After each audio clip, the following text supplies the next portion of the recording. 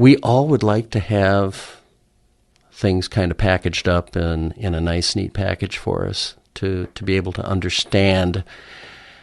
There was a moment at 3 a.m. one morning when he viciously butchered the two people closest to him in life. Now, why he did that, I don't know.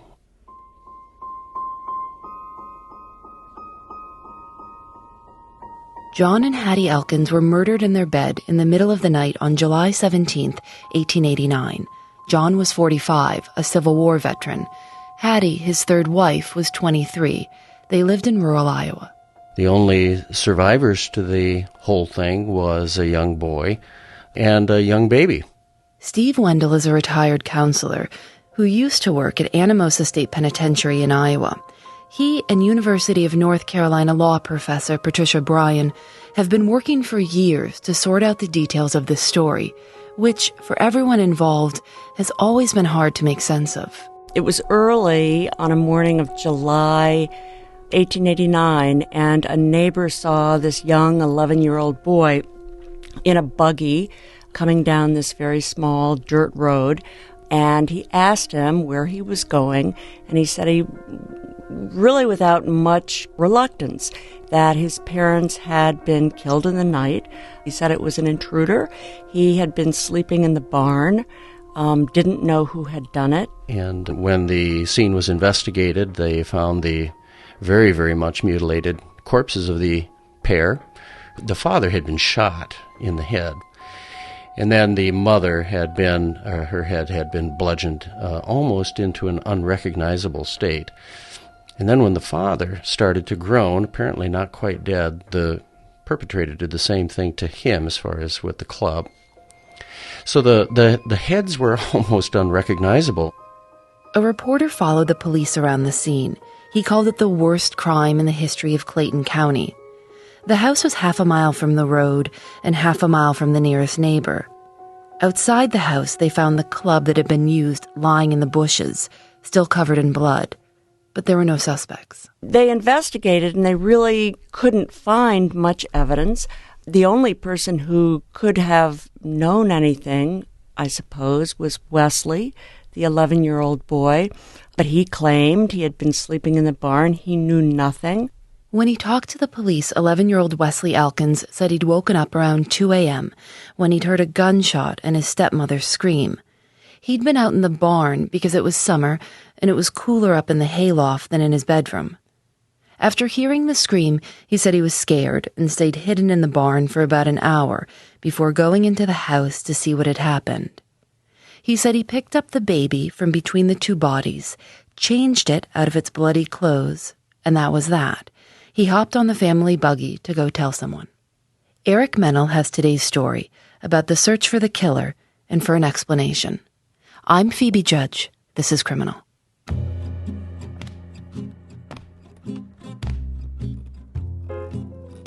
That next week was a strange one for Clayton County. News of the murder was spreading across the country, and the town was consumed by it.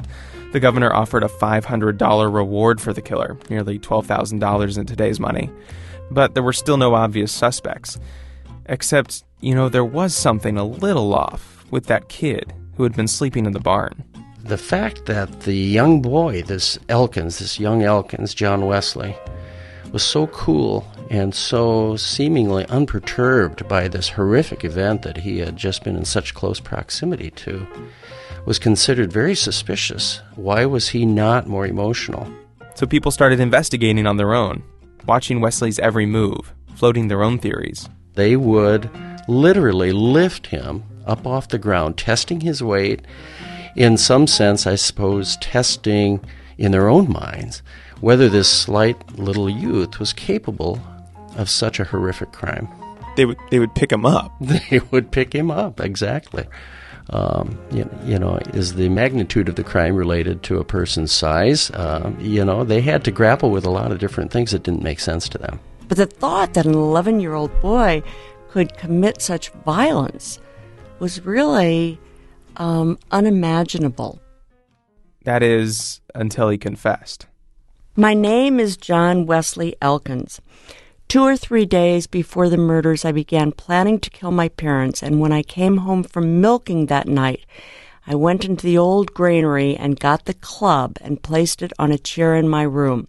He wrote up this incredibly eloquent letter, and it was published all over. In the confession, Wesley says he had tried to run away, but his dad wouldn't let him.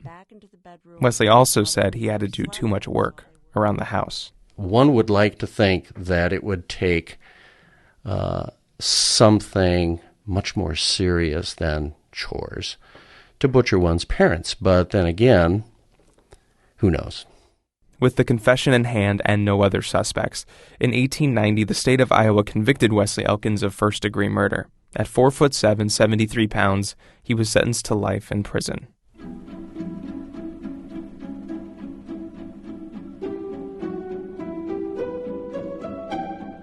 Just to be upfront about this, it seems pretty clear to everyone, even now, that Elkins did murder his father and stepmother. So if you true crime podcast-loving audience, were hoping for a story about a wrongful conviction of a child, sorry, he almost certainly did it. But it's this certainty that actually makes the story all that more perplexing. How could something like this happen? Now, a lot of people reacted the way you might expect when a kid goes off the rails. Blame the parents. Many folks thought that he had the mark of Cain on him. Which has to be the most 19th century insult I've ever heard. Steve Wendell and Patricia Bryan say that back in the 1800s, the prevailing theory of criminality was that some people are innately evil, that bad behavior is a result of heredity. It gets passed down through the bloodline. People around town knew Wesley's father, John, pretty well. So they looked to the parent they didn't know so well, his birth mother, Matilda. She apparently was a rather bad actor. She had tried to kill her husband on more than one occasion, including once when she was pregnant with John Wesley. Lots of theories circulated about Matilda's character. She had tried to kill her husband, John, 3 times, once with poison, once with a gun, and once by positioning some heavy logs in such a way that they might fall on him. Now, to a lot of people, it actually seemed like a great explanation. That she had tried to kill her husband when she was pregnant, and that had somehow come through to the fetus. Wesley had lived with Matilda until he was 7 years old. That's when she died. But even if the heredity was a little too far-fetched an explanation, there were other ways to show Wesley's criminal instincts. People could actually measure them. You know, at the time, the quote-unquote science of phrenology was in vogue, where they thought they could divine a person's criminal tendencies by the shape of their skull. And when they say, well, just look at his skull, you know, he's got the bumps in all the right places. And so, you know, everybody was looking for reasons. You know, why did this happen? How could such a thing happen? When Wesley Elkins got to Anamosa State Penitentiary, he was mixed in with other criminals, murderers, chicken thieves, all sorts.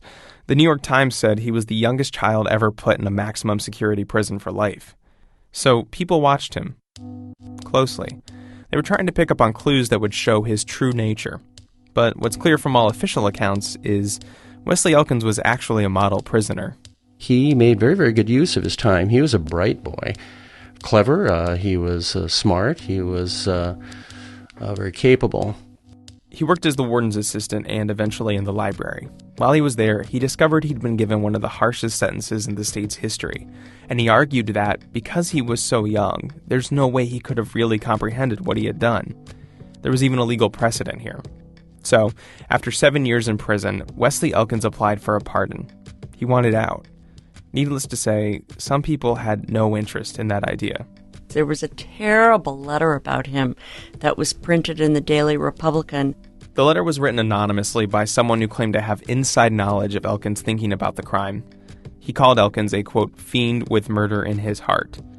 Elkins, who's 18 at this point, fired back in a letter to the local newspaper. It was the first time people had heard from him since his grisly confession 7 years earlier. In reading an article in your paper this morning, I was surprised at the mistakes and misrepresentations in it. I have been all my lifetime, I might say, in prison. It was eloquent and impressive. It caught a lot of people off guard. Elkins sent his pardon request to the governor, but it wasn't enough. The request was denied.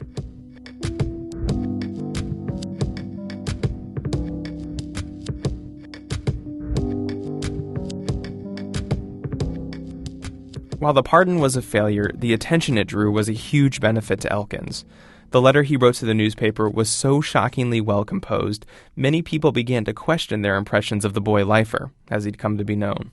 It sort of showed him as a very emotional, vulnerable, young man who had hopes and dreams like other men.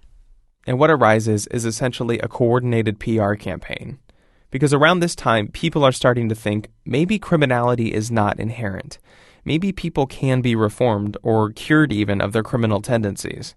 And Wesley Elkins might be the perfect example of this. I am not looked upon as a dangerous character, and instead of being the most closely, I am the least watched of any man in the prison. Elkins started writing more letters, showing the public how much he had taught himself, how much he had changed since his childhood crime. He wrote to supporters in academia and to the governor.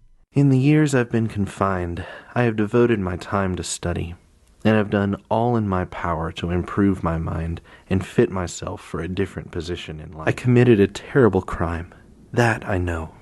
But has not my punishment been severe?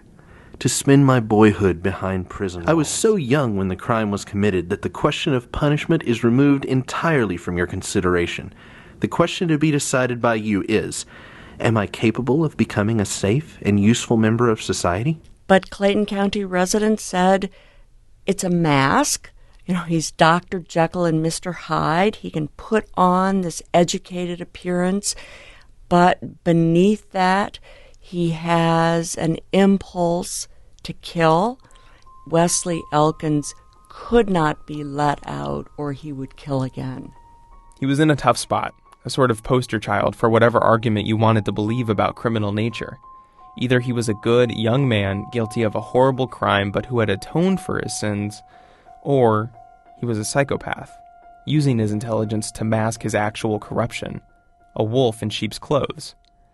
And the fact is, nobody really knew which he was, or what he was capable of.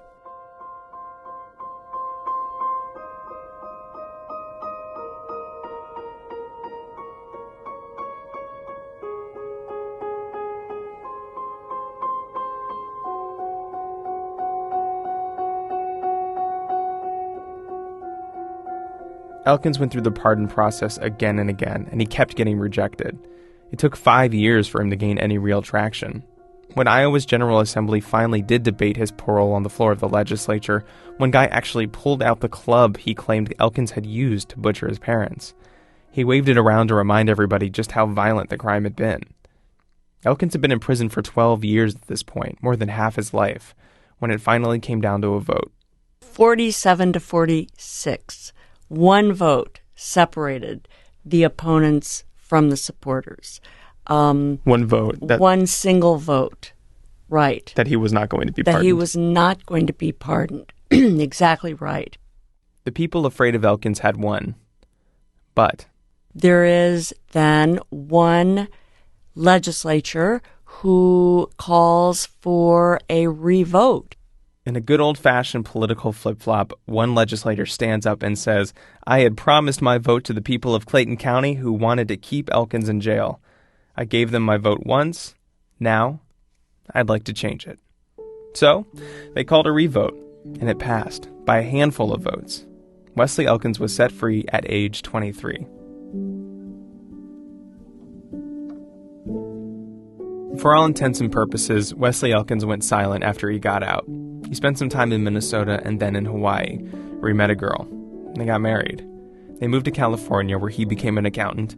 She died 37 years later, and then he died 2 years after that, in 1961. They never had any kids, and it's actually not clear if she even knew about his crime. Whatever people thought they saw in Elkins as a kid, he managed to either escape it or conceal it in the end. His obituary made no mention of the crime. It made no mention of his time in prison. And it made no mention of the night that he pulled a baby from between his dead parents, changed its clothes, and rode into town on a buggy.